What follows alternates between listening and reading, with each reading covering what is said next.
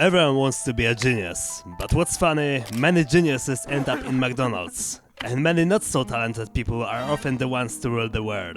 Why is that? Talent, although useful, is greatly overrated. It is a brave statement, but even if you're naturally bad at everything you do, you can still achieve much more in life than any genius ever had. Because humans are very versatile creatures. In prehistory, physical strength is what matters the most. But nowadays, if brute strength is your only asset, then you likely won't do anything remarkable in life. Some people think that intelligence is the most important human asset, but that's also not the case. You can have 80 IQ and still achieve more than most people. Because the truth is, the people who achieve the most aren't the ones who rely on one skill for their entire life. They are generalists. And something great about being a generalist is that you are much less limited by your genes than most specialists. Simple example. Let's say you like maths and are good at it, but at the same time, someone else was born a real math genius and is naturally much better than you, while he's even better than a calculator. Do you have a chance against this guy? No matter how hard you work, likely you normally would never beat him. But who said that you have to fight him by his rules? You won't win by pure force, but you can be smarter than him. And I don't mean smarter in terms of IQ. He's probably also more intelligent than you. I mean, in terms of creativity. I once heard that the definition of creativity is merging together things that have nothing to do with each other. You merge two into one, and the final product is something new that hasn't existed before. Our math genius can win a Nobel Prize. But you, working a bit harder, building different skills and using some creativity, can start a business of selling math courses, invent a new way of teaching it, make much more money off of it, popularize it around the world, and at some point even hire multiple math geniuses in your company. Think of Andrew Carnegie, the steel baron of the 19th century. You know what's written on his grave? Here lies a man who knew how to enlist in his service better men than himself. Carnegie wasn't a strict specialist. He knew much less about steel than many of his employees, but what caused him to excel so much was his ability to lead a business and his social skills. If you have 200 IQ, you may invent something that could revolutionize the world.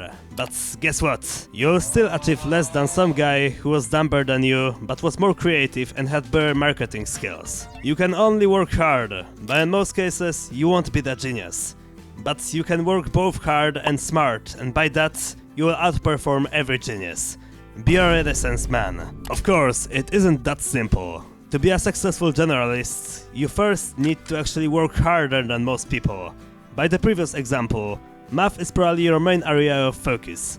But to make a course company off of it, alongside it, you need to learn about business, marketing, leadership, develop social skills, and learn to be a good teacher. The math genius relies on his genes, but you rely on hard work, discipline, and outside-the-box thinking. It's way harder and way more time-consuming than just spamming one thing, but also it's way more interesting.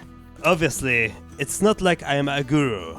I am a generalist, but I still am far from being a true expert at anything. This entire video is more of an exploration of a topic than of an advice based on experience. But still, this channel is about growth.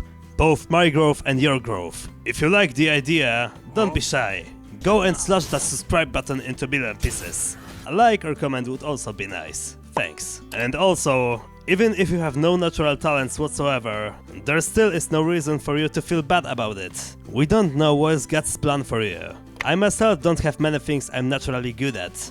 But I know that even though God didn't make me a genius in anything specific, He still gave me many amazing assets in life. I may not have many talents, but during my lifetime, I've become good at many things I was bad at before. My greatest assets are my discipline and, most importantly, my faith in Jesus. God gave me reasons to live and to still keep pushing, no matter how many disappointments I go through.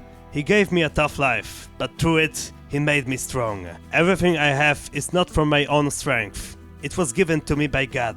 Quote unquote, you may say to yourself, my power and the strength of my hands have produced this wealth for me. But remember the Lord your God, for it is He who gives you the ability to produce wealth. Deuteronomy 8:17 and fragment of 18. If you want to learn about how to endure the hardships of life more calmly, then I think this video is for you. It's about stoicism and, most importantly, about applying it to your life. Thanks for your time. Growth is our duty. Bye.